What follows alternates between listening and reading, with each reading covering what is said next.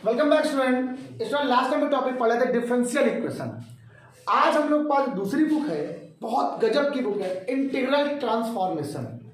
ठीक, जो मुझे पढ़ना है उसके बारे में बताने आ रहे हैं, इसीलिए मैंने सिर्फ आपको यहाँ पर हेडिंग डाली हुई ट्रांसफॉर्मेशन क्या होता है। तो पहले थोड़ा सा हम आपको बताएंगे कि ट्रांसफॉर्मेशन क्या है, फिर जो मुझे पढ़ना है उसके बारे में स्टडी करेंगे कि मुझे क्या पढ़ना है। यहाँ पर मुझे जो पढ़ना है वो पढ़ना है इंटीग्रल ट्रांसफॉर्मेशन। इंटीग्रल ट्रांसफॉर्मेशन की बात करेंगे, और इसमें भी जो टॉपिक पढ़ना है वो जो और पढ़ना है उसके बारे में बात करेंगे। चलो प्लस ट्रांसफॉर्मेशन क्या होता है।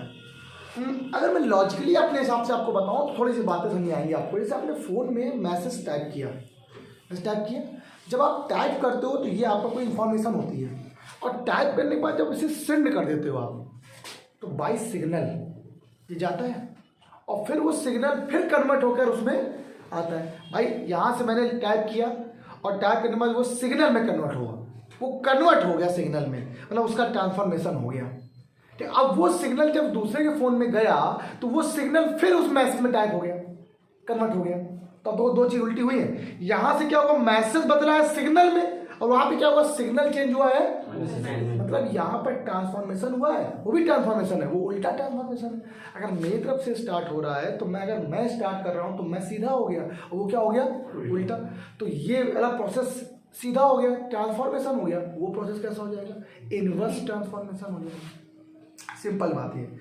अब इसी इनवर्स ट्रांसफॉर्मेशन की अगर बात किया जाए तो आपको किसी भी ट्रांसफॉर्मेशन के साथ साथ आपको इनवर्स भी पढ़ना है। ठीक, मैं आपको चैप्टर का नाम बता रहा हूं जो आपको पढ़ना है, लाप्लास ट्रांसफॉर्मेशन आपको पढ़ना है। तो मैंने आपसे कहा एक लाप्लास ट्रांसफॉर्मेशन की बात जो करी, तो मैंने आपसे कहा मुझे आपको लाप्लास भी बताना है as well as inverse Laplace भी बताना है, मतलब आपको सीधा भी पढ़ाना है और उल्टा भी पढ़ाना है। तो दोनों पढ़ेंगे। सीधे मतलब मैंने कोई आपको मैसेज टाइप किया, कन्वर्ट हो गया सिग्नल में, लाप्लास।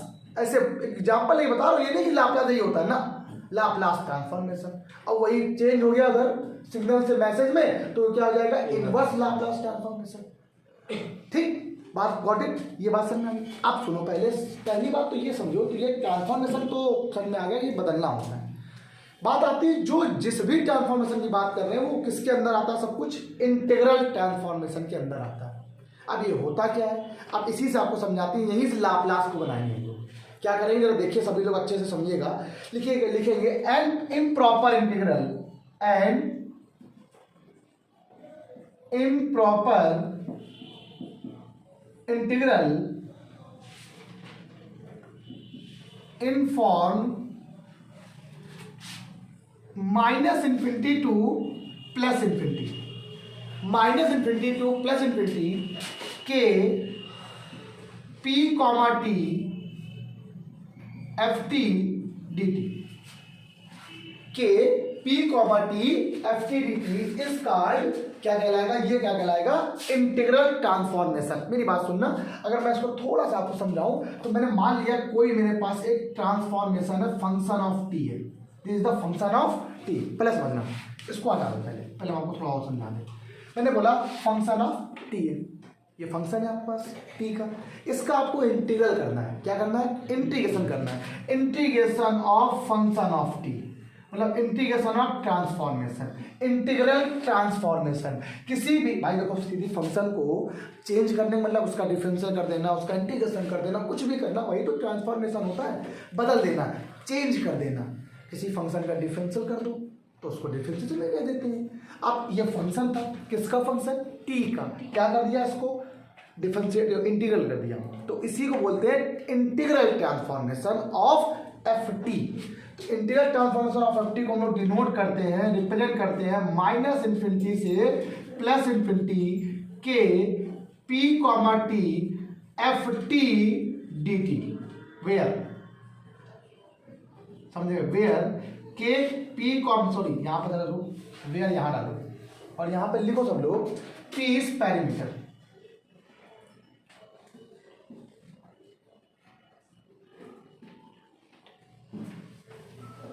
पैरामीटर, ठीक, पैरामीटर है यहाँ पर, कोई बात नहीं, के पैरामीटर पी आ गया। अब वेयर के कॉमा पी कॉमा टी क्या हो जाएगा, is kernel of P comma T, या कर्नेल ऑफ टी लिख देना बस, कर्नेल ऑफ टी। ध्यान रखना ये जो बोलते हैं इसे के पी कॉमा टी को कर्नेल कहा जाता है। ठीक, ये सिर्फ एक इंटीग्रल ट्रांसफॉर्मेशन को रिप्रेजेंट कर रहा है, जहां पर पी क्या है, कांस्टेंट वैल्यू है, इसको हम लोग पैरामीटर के नाम से भी जानते हैं। ठीक, किसके नाम से भी जानते हैं, पैरामीटर। पी बराबर यहाँ पर हो जाएगा पैरामीटर। ठीक, पैरामीटर के नाम से भी जानते हैं। तो ये मैंने लिख दिया आप लोग को यहाँ पर यार। और थोड़ा बात तो समझो, बहुत इंपॉर्टेंट है। ये कर्नेल है, integral transformation of any function minus infinity two plus infinity एक रियल वैल्यूड फंक्शन है, इसी को इम्प्रॉपर इंटीग्रल भी कहा जाता है। ध्यान रखिएगा K P comma T F T D T, where P यहाँ पे क्या है, पैरामीटर, और के यहाँ पे क्या होता है, के पी कॉमा टी को कर्नेल ऑफ टी बोलते हैं या कर्नेल ऑफ फंक्शन बोल सकते हैं। अब मैं अगर आपसे छोटी सी बात कर लूँ, इस इफ, यदि यहाँ पे देना, यही से जो बातें समझानी है, इफ के पी कॉमा टी एक कर्नेल ऑफ टी है, इसको थोड़ा डिफाइन कर दिया आपने, इसको थोड़ा आपने डिफाइन कर दिया। इफ के कॉमा पी टी को या कर्नेल ऑफ टी को आपने थोड़ा डिफाइन किया, कैसे बताते हैं। T is less than zero पर ये क्या होता है, जीरो होता है, और T is greater than zero पर ये वैल्यू निकालता है, ई की पावर माइनस पी टी निकालेगा, ई की पावर माइनस पी टी क्या शो करता है, ई की power minus p t, where P यहाँ पे क्या होता है, पैरामीटर, एक कांस्टेंट है, फिक्स कांस्टेंट बोल सकते हैं, इसकी वैल्यू निकाली जाती है, आर्बिट्रेरी कांस्टेंट बोल सकते हैं।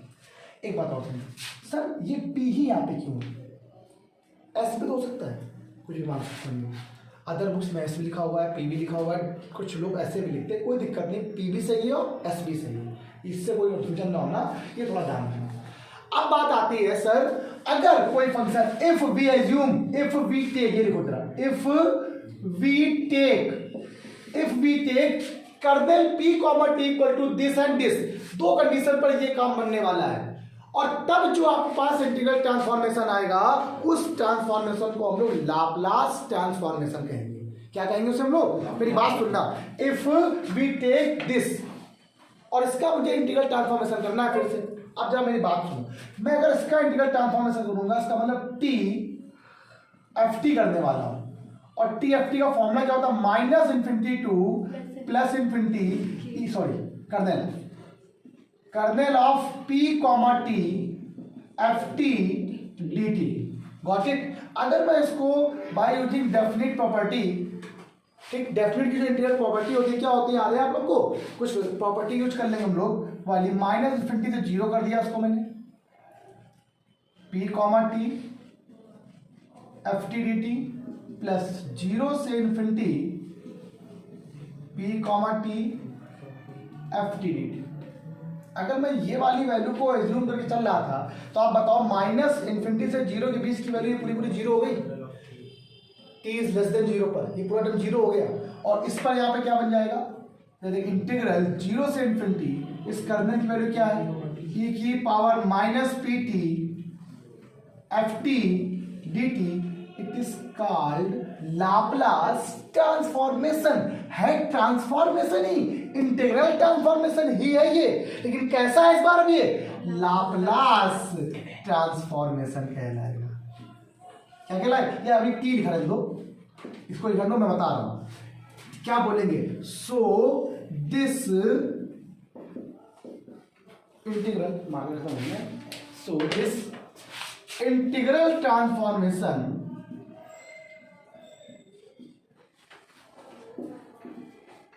is called Laplace transformation, या लाप्लास इंटीग्रल ट्रांसफॉर्मेशन भी कह सकते हैं। Laplace integral transformation denoted by L F T, ये फंक्शन ऑफ टी है, इससे डिनोट करते हैं। मेरी बात जरा सुनना जरा, एक बार इस लाइन को बढ़ा लेते हैं, उसको भी यहाँ पर थोड़ा सा आपको बताना है, छोटी सी बात। मैं आपको सिर्फ इसकी बात कर रहा हूँ, इसकी, ये जो टी एफ टी था, माइनस इन्फिनिटी से इन्फिनिटी के बीच की कोई ना कोई वैल्यू आएगी, तो इसको सॉल्व करोगे, ये इसका इंटीग्रेशन करेगा, ये जो कांस्टेंट रहेगा भी तो बाहर हो जाएगा। सॉल्व करने पर क्या चीज़ बाहर हो जाएगी, पी। तो फंक्शन जो सॉल्व करने पर आंसर आएगा वो किसका आएगा, जो भी सॉल्व करने पर फंक्शन बनेगा वो एफ पी का ही तो बनेगा। ठीक है, इसको सॉल्व करने पर जो आंसर आता है वो FP आता है। क्या आता है? Function of P. भाई जाहिर सी बात है, इस पूरे को अगर इंटीग्रेशन करके सॉल्व कर दिया गया, लिमिट भी लगा दोगे तो लिमिट तो सिर्फ टी पे लगने वाली है, पी पे तो लगेगी नहीं, तो पी तो बाहर ही रहेगा, तो फंक्शन ऑफ पी बचेगा। अच्छा सेम है ना, ये भी तो वही है, किसकी इंटीग्रेशन कर रहे हो? टी की रेस्पेक्ट पर। अगर इसको सॉल्व भी करोगे, जो भी करोगे, तो जो वैल्यू आएगी इसमें आएगी, पी के फॉर्म में आएगी ना, पी के फॉर्म में आएगी, इसी को बोलते हैं एफ पी। ठीक, सो अब यहाँ पर सो इसलिए LFT बराबर अब फॉर्मूला लिखने जा रहे हैं हम लोग। ये है फॉर्मूला आपका, 0 से इन्फिनिटी e⁻ pt FT dt, और इसको कुछ लोग सब लोग स्मॉल f p भी लिख सकते हैं। ठीक, यहां पर ध्यान रखना इतना लिखा होगा, और वेयर ये लिखा होगा t इज ग्रेटर देन और equal to 0 less than infinity. यहाँ पे ये ध्यान रखिएगा सब लोग, this is the Laplace transformation, इसी को हम लोग को पढ़ना है। अब यही इंटीग्रल ट्रांसफॉर्मेशन में अगर हम यहाँ पर कुछ चेंजमेंट बार बार करते जाते हैं, इस कर्नल वाले में, इस कर्नल में कुछ भी चेंजमेंट करेंगे तो फ्यूरियर ट्रांसफॉर्मेशन बन जाएगा। कभी बहुत सारे ट्रांसफॉर्मेशन होते हैं, मुझे बहुत सारे याद नहीं, ठीक, आगे पढ़ने में मिलेंगे, बहुत सारे ट्रांसफॉर्मेशन होते हैं, इसी ट्रांसफॉर्मेशन से सारे ट्रांसफॉर्मेशन बनते हैं। बस मुझे यहाँ पर लाप्लास पढ़ाना था, इसलिए मैंने आपको सिर्फ लाप्लास आपको बता दिया कि लाप्लास ट्रांसफॉर्मेशन कब बनता है, जब हम लोग इफ वी टेक दिस, इस कर्नल को इसके अकॉर्डिंग मानते हैं, तो जब वहाँ उस जगह पर जो ट्रांसफॉर्मेशन प्रोवाइड होता है या प्रोड्यूस होता है, तो उसे क्या बोलते हैं हम लोग? Laplace transformation. बहुत सरल सा है, ये समझाना थोड़ा जरूरी था इसलिए मैंने बताया, वरना कोई चाहता तो मैं सीधे फॉर्मूला यहीं से स्टार्ट कर देता और बहुत अच्छे अच्छे सीधे सीधे फॉर्मूला इंप्रूवमेंट बताता है, बस मजा आ गया। लेकिन ये चीज़ें थोड़ी सी इंपॉर्टेंट थी, इसलिए मुझे लगा कि उसको बताना चाहिए, इसलिए बता दें। ठीक, ये क्या होता है? Integral transformation TFT, minus infinity से और 0 से 1 इन्फिनिटी के लिए क्या बन जाएगा? ट्रांसफॉर्मेशन बन जाएगा, वो भी कैसा है? Laplace transformation. What it? फटाक से 2 मिनट तो सुनो बच्चों, पहला, अब लाप्लास ट्रांसफॉर्मेशन मैंने आपको पूरा समझाया, फॉर्मूला क्या होता है ये लिख लो पहले एक बार। तो L ये कैपिटल FT है, भूलिएगा नहीं, फंक्शन पूरा हमेशा कैपिटल FT में होता है, क्या कर्ली ब्रैकेट लगाओ उसको, ठीक, इक्वल टू 0 से इन्फिनिटी e⁻ pt FT dt, और ये आता है इसके बराबर है FP के बराबर, और फंक्शन ऑफ p के ही बराबर आने वाला, ये बात ध्यान रखें, और दिखाते हैं प्रूफ करके भी। इसमें खूब सारे रिजल्ट बनाने हैं, स्टैंडर्ड वैल्यू है पहला रिजल्ट, कहता है प्रूव दैट L1 लाप्लास 1 की वैल्यू 1/p हो, ये प्रूफ करना है, where p is greater than 0। पहला फॉर्मूला प्रूफ करना है आपको, ये पहला स्टेटमेंट है, या पहला फॉर्मूला ही समझ लो कि ये फॉर्मूला है कि लाप्लास 1 की वैल्यू क्या होती है? 1/p होती है। हाउ? चलिए प्रूफ करते हैं इसी बात में। इस क्वेश्चन में क्या करना है? लेट FT को आप लोगों ने 1 पुट कर दिया, कर दो पुट, तो L लाप्लास 1 इक्वल टू यहाँ से 0 से इन्फिनिटी e⁻ pt, इसकी वैल्यू 1 हो गई dt। डन हो गया? इसका कैसे करना आता है ना, e⁻ pt क्या होता है बोलो? माइनस e⁻ pt अपॉन क्या रहेगा? p, 0 से इन्फिनिटी। देखो सिंपल सी बात है, तो ये तो करना हम लोग सबको आता है और सभी बच्चों को आता है। इम्प्लाइज करो, अपन माइनस 1 अपॉन p पहले बाहर कर देना, अपन limit minus e⁻ minus e⁻0 minus 0 बोल सकते हैं। ये बात समझ आ गई? किसी की वैल्यू 0 उसके लिए क्या होती है? अरे समथिंग की पावर 0, सॉरी e⁻ की वैल्यू 0 होती है, और समथिंग की पावर 0 उसकी वैल्यू क्या होती है? 1 होती है। तो माइनस में बचेगा, माइनस 1 का मल्टीप्लाई 1/p कितना आ जाएगा? 1/p, वेयर p की वैल्यू 0 से बढ़ ही रहेगी, p is greater than 0। Why? Simple सा रीजन है, p अगर 0 हो जाएगा तो नॉट डिफाइंड बनेगा। क्या बनेगा? पहले रिजल्ट समझ में आया आप लोग को? लाप्लास 1 की वैल्यू क्या होती है? ये होती है। इंपॉर्टेंट है, छोटा क्वेश्चन है, आर्टिकल है, ऑब्जेक्टिव बनेगा तो एक क्वेश्चन पूछ लेता है कि लाप्लास 1 की वैल्यू क्या होती है। मैं चाहूँ तो आपको फॉर्मूला लिखा सकता हूँ, फॉर्मूला याद नहीं होता यार, हाँ प्रैक्टिस करते करते जब सॉल्व करोगे तो याद हो जाएगा। लेकिन क्या है कि फॉर्मूला प्रूवमेंट कराना फायदेमंद रहता है। तो आप देखो 2-3 फॉर्मूले और ऐसे ही, इसी ज़्यादा क्वेश्चन नहीं है, इतने नहीं कि बहुत अथाह पड़े हैं इसमें बहुत सारे। तो देखो क्या है पहला, अगला, तो अगला रिजल्ट आपका जहाँ बनना है, तो रिजल्ट जो सेकंड बनेगा वो क्या बनना है? कह रहा है प्रूफ करो कि लाप्लास t की पावर n बराबर, आपको प्रूफ करना है यहाँ पर t की पावर n बराबर यहाँ पर प्रूफ करना है gamma n+1 upon p to the power n+1 where if यहाँ पे दिया गया है n+1 इज ग्रेटर देन 0, जहां पर n+1 की वैल्यू क्या होगी 0 से बड़ी होने वाली, ये आपको प्रूव करना है। सिंपल है, देखो n+1 से बड़ी का मतलब यहाँ पे क्या होता है, अगर इस -1 को आप लेगा उसका मतलब वही ना n ग्रेटर देन -1, n की वैल्यू -1 से बड़ी होगी, 0 -1 से बड़ी क्या वैल्यू है 0 1, मतलब 0 भी इसमें इंक्लूड हो रहा है इस क्वेश्चन में। और अगला इसी में एक स्टेटमेंट लिखवाएंगे जहां पर क्या होने वाला, क्यों ऐसा लिखवाया मैंने पता है। अब आप जरा मेरी बात सुनिए, मैंने आपसे कहा कि अगर मान लीजिए n क्या लिखा, जो इसका आंसर आ रहा है फैक्टोरियल n+1 आ रहा है कि नहीं आ रहा है, और मैंने आपसे कहा n+1 की वैल्यू किससे बड़ी होनी होगी, क्योंकि गामा 0 की वैल्यू डिफाइंड नहीं होती, गामा 0 की वैल्यू डिफाइंड, इसलिए मैंने ऐसा लिखा है। ठीक, मेरी बात तो आपको समझ नहीं आई, मैंने क्या बोला, एक मिनट, कोई बात नहीं, ठीक, गामा 0 की वैल्यू डिफाइंड नॉट डिफाइंड होती है, आपको बताया था मैंने पहले, गामा के अंदर माइनस टर्म नहीं होते सारे, ठीक, निकालना एक अलग बात होती है, लेकिन आप नॉट डिफाइंड रहती है, अगर यहाँ पर क्या हो जाएगा, लेस हो जाएगा, अगर माइनस टर्म आ जाएंगे, ठीक, ये ध्यान रखिए, इसीलिए से बोला n इज ग्रेटर देन -1 से बड़ी वैल्यू होगी, यहाँ n का 0 हो सकते हैं, गामा 1 की वैल्यू डिफाइंड हो सकती है, लेकिन 0 की वैल्यू डिफाइंड नॉट डिफाइंड, इसलिए मैंने लिखा है n+1 कैसा होगा, 0 से बड़ा होगा। आइए देखते हैं इसके बाद यहाँ पे क्या है, कैसे करना क्या है क्वेश्चन को, छोटा सा कॉन्सेप्ट है, थोड़ी चीजें देखनी है। आपने यहाँ पे क्या लिखा है, लेट क्या किया है, ft को आपने माना है t की पावर n, डन हो गया ये बात। चलिए फिर तो लाप्लास यूज करते हैं, तो L Laplace t to the power n बराबर फॉर्मूला 0 टू इन्फिनिटी इसकी वैल्यू, ये तो कुछ नहीं करना, e की पावर माइनस का pt रहेगा, रहने तो आराम से उसको, ft की वैल्यू क्या आ गई है, t की पावर n हो गई है, और ये क्या आ गया dt, और बस सॉल्विंग है।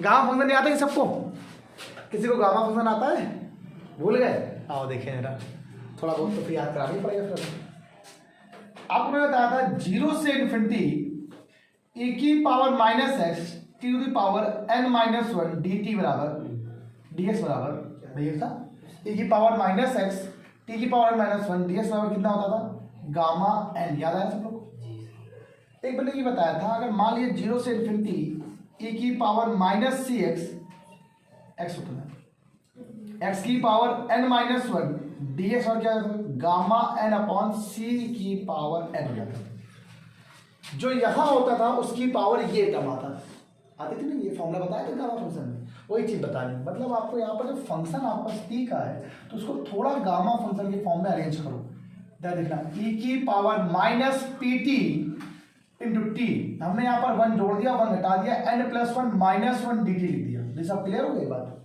अब देखो जस्ट लाइक का गामा फंक्शन है, ठीक, देखो यहाँ पर गामा n मतलब जो यहाँ होता है, ये यहाँ पे कितना है n+1 है, गामा n+1 अपॉन c की पावर, जो यहाँ x के साथ क्या है c है, यहाँ पर t के साथ क्या है p है, p की पावर क्या हो जाएगा n+1, तो Laplace t to the power n+1 की वैल्यू आपस ये आ गई।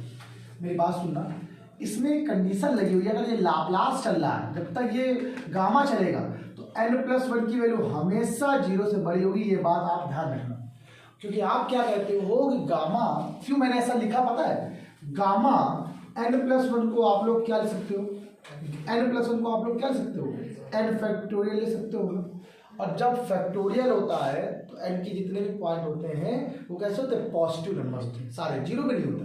तो एक अलग बात है 0 फैक्टोरियल की वैल्यू 1 होती है, ठीक है, हम लोग जो n रखते हैं अपने मन से वो क्या रखते हैं, सारे पॉजिटिव रखते हैं, n एक पॉजिटिव इंटीजर होता है। अब इसी में एक केस और बनता है, इसी में if n is positive integer, positive, अगर n यहाँ पे कैसा हो, पॉजिटिव इंटीजर हो, देन लाप्लास t की पावर n प्लस t की पावर n हो गया पर t की पावर n बराबर इसको उसमें बदल दो, गामा में क्या होता है, गामा बताओ जरा, कम करते हैं n फैक्टोरियल अपॉन p की पावर n+1। वैसे ये दोनों फॉर्मूले सेम ही है, ऐसा कुछ नहीं दिक्कत, लेकिन फिर भी मैंने इसलिए लिख दिया है आप लोग को, क्योंकि यहाँ पर अगर मान लीजिए फैक्टोरियल फॉर्म लिखा 0 वैल्यू हो सकती है ना, इसीलिए n यहाँ पे कैसा है इस फॉर्मूले में, -1 से बड़ा, सबसे बड़ा क्या होता है? जीरो होता है, वन होगा। तो मैंने आपसे कहा यहाँ पर लिखा गया एन इज पॉजिटिव इंटीजर की बात कर रहा है। किसकी बात कर रहा है बेटा? Positive integer. अगर पॉजिटिव की बात करें तो जीरो नहीं इंक्लूड करते उसमें। अब वो एक अलग बात है, मैटर नहीं करता कि जीरो फैक्टोरियल की वैल्यू तो वन होती है सर, कोई दिक्कत क्या होती है ना। तो फिर अगर वो हो जाएगा तो फिर एन जीरो अगर हो जाएगा तो 1/p नहीं बन जाएगा, फिर वही क्वेश्चन नहीं बन गया। अगर एन यहाँ पर जीरो हो जाएगा तो समथिंग की power zero dash equal to 1, तो फिर तो वही बन जाएगा पहला वाला फॉर्मूला 1, इसलिए मैंने ऐसा लिखा। ओके, सब ये वही बन जाएगा। अब ये था आपका लाप्लास के फॉर्मूले, और भी है और बहुत सारे हैं, चलिए थोड़ा सुनो बताएगा बच्चा। आपसे ये कह रहे हैं कि दो फॉर्मूले देखो यहाँ पे लिखे हैं, कॉस एटी का और साइन एटी। ठीक, आज आप इतना रखो, इसका प्रूवमेंट ये, इसका फॉर्मूला ये, दो के फॉर्मूले ये लिखे हुए हैं। प्रूवमेंट आपको अगर लगाना चाहो तो लगा सकते हो, और वरना हम आपको नेक्स्ट में बताते हैं। ऐसे कुछ और भी दो क्वेश्चन होते हैं, क्वेश्चन बताएंगे बेटा। इनको एलिमेंट्री फंक्शन भी कहा जाता है, एलिमेंट्री ऑपरेशन भी कहते हैं। और कुछ ऐसे फॉर्मूले भी बनेंगे जब किसी भी फंक्शन के साथ कोई ना कोई फंक्शन साथ में और इंक्लूड हो जाए, इनटू का आ जाए, तो वैसे क्वेश्चन को भी यहाँ पर हम लोग पढ़ेंगे। तो नेक्स्ट क्लास हम लोग पढ़ते हैं आगे, इसके आगे और कुछ क्वेश्चन लगाएंगे फॉर्मूले के। ज़्यादा फॉर्मूले नहीं है कि बहुत वो है। लाप्लास अपने आप में बहुत यूनिक है, अलग है, सबसे अलग है, मज़ा बहुत आता है। इसको फॉर्मूले को, इस फॉर्मूले को कैसे लगाते हैं बताएंगे आप। ठीक है, आज कितना ही 12 क्लास। सभी लोग जरा देख लो, पी हो या एस हो सेम बात होती है, ध्यान रखिए। ठीक, बाय बाय।